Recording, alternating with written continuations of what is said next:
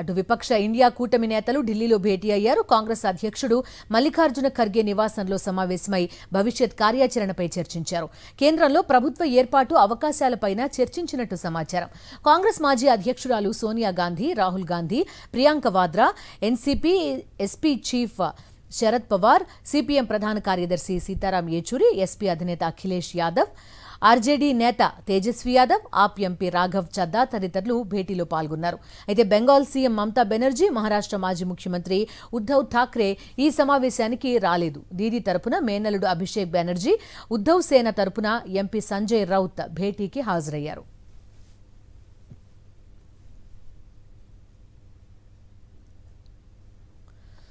India కూటమి భేటీకి సంబంధించి పూర్తి డీటెయిల్స్ అందిస్తారు మా కరెస్పాండెంట్ ఢిల్లీ నుంచి వెంకటేష్ లైవ్ లో సిద్ధంగా ఉన్నారు. చెప్పండి వెంకటేష్, చూస్తున్నావు దీదీ తరపున ఉద్దవ్ ఠాక్రే తరపున ఒకరు అభిషేక్ బెనర్జీ, సంజయ్ రౌత్ ఇద్దరు వచ్చినట్టుగా చెప్తున్నారు. సో ఇండియా కూటమి అనేది ఇంటాక్ట్ గా ఉన్నట్టు భావించవచ్చా? ఈ డెవలప్మెంట్ ని బట్టి ఏ అంశాలపై చర్చిస్తున్నారు భేటీలో? లోక్సభ ఎన్నికల అనంతరం రెండు కూటమిలు కూడా ఈరోజు ఢిల్లీలో సమావేశాలు. తొలుత ఎన్డీఏ కూటమి సమావేశం జరిగింది. ప్రధానమంత్రి నరేంద్ర మోడీని తన కూటమి నేతగా ఎన్నుకున్నారు. ఆ అనంతరం 6 గంటలకు ఇండియా కూటమి సమావేశం జరిగింది. ఖర్గే నివాసంలో సమావేశం జరిగింది. ఈ సమావేశంలో అన్ని పార్టీలకు సంబంధించినటువంటి కీలక నేతలందరూ కూడా హాజరయ్యారు. అయితే మమతా బెనర్జీ రాలేదు. ఆమె తన మేనల్లుడు అభిషేక్ బెనర్జీని ఈ సమావేశానికి పంపారు. అలాగే తన నమ్మకస్తుడైనటువంటి సంజయ్ రౌత్ ను ఈ సమావేశానికి ఉద్దవ్ ఠాక్రే పంపించారు. సో ఆ పార్టీ తరఫున కూడా రిప్రజెంటేటివ్స్ ను ఇప్పటివరకైతే ఇండియా కూటమిలో ఎలాంటి మీటర్లు రావట్లేదు. కానీ రాబోయే రోజుల్లో కొన్ని మార్పులు చేర్పులు జరిగేటువంటి అవకాశం ఉందని తెలుస్తుంది. మొత్తానికి ఈ సమావేశంలో ప్రధానంగా ఈ లోక్సభ ఎన్నికల ఫలితాలు నరేంద్ర మోడీకి వ్యతిరేకంగా వచ్చాయి అనేటువంటి అంశం పైన ప్రధానంగా అన్ని విపక్షాలు కూడా అభిప్రాయపడ్డాయి.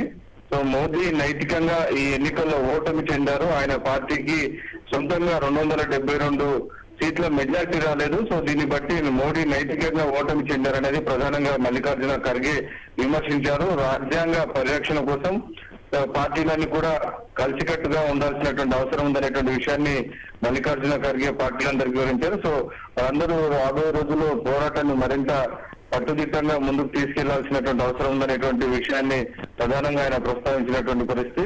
కాకపోతే ఈ ఎన్నికల ఫలితాల్లో అనేక ఒత్తిళ్లు కానీ అనేక రకాల విషయాలు వచ్చినప్పటికీ ప్రజలందరూ కూడా ఇండియా కూటమికి పెద్ద ఎత్తున మద్దతు పలికారనేటువంటి విషయాన్ని కూడా మల్లికార్జున ఖర్గే తన ఓపెనింగ్ స్పీచ్ లో చెప్పినటువంటి పరిస్థితి. సో రాజ్యాంగ పరిరక్షణ కోసం ఇండియా కూటమి కట్టుబడి ఉండాలి అనేటువంటి ఒక తీర్మానం చేసినట్టు మనకు తెలుస్తుంది. సో ఇండియా కూటమికి నాయకుడు ఎవరు, దీనికి సంబంధించిన అంశాలపైన ఇంకా క్లారిటీ రావాల్సి ఉంది. సో రాహుల్ గాంధీ మీ తమ నాయకుడిగా ఇండియా కూటమి ఎన్నుకుంటుందా, ఆయన ప్రధాన అభ్యర్థిగా ప్రకటిస్తుందా లేదన్నది ఇంకా రాబోయే రోజుల్లో తేలుతుంది.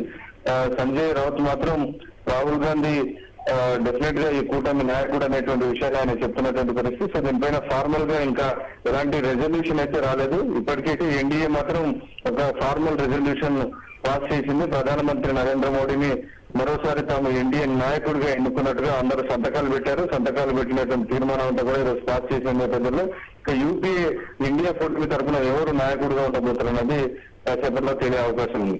వెంకటేష్, లాస్ట్ టైంకి 2014కి 19 కంటే భిన్నంగా ఈసారి అటు బీజేపీ తన డెసిషన్స్, పాలసీలు లేకపోతే బిల్స్ ఇలాంటి అన్ని అంశాలపైన సొంత కూటమిలో కూడా కొంత ఇబ్బంది పడాల్సిన పరిస్థితి. At the same time strongest opposition కూడా ఈసారి మనకి పార్లమెంట్లో కనిపిస్తోంది. రాజ్యసభలో ఇన్నాళ్లు కొంత చూసిన పరిస్థితి ఈసారి లోక్సభలో కూడా ఉండే అవకాశం ఉందనే ఒక అంచనా కూడా ఉంది.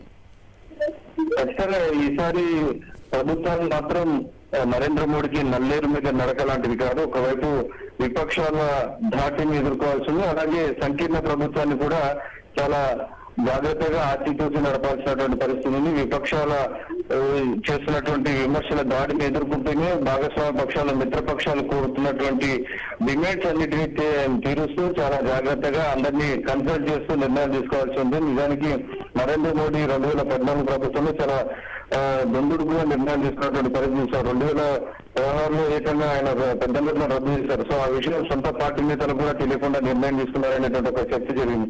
సో ఈసారి అలాంటి అకస్మాత్ నిర్ణయాలు ఇలాంటివి ఉండేటువంటి అవకాశం లేదు. సో ఖచ్చితంగా ఎన్డీఏలో సమావేశంలో చర్చించిన తర్వాతే కీలక నిర్ణయాలు తీసుకోవాల్సినటువంటి పరిస్థితి ఉంది. Okay Venkatesh, thank you.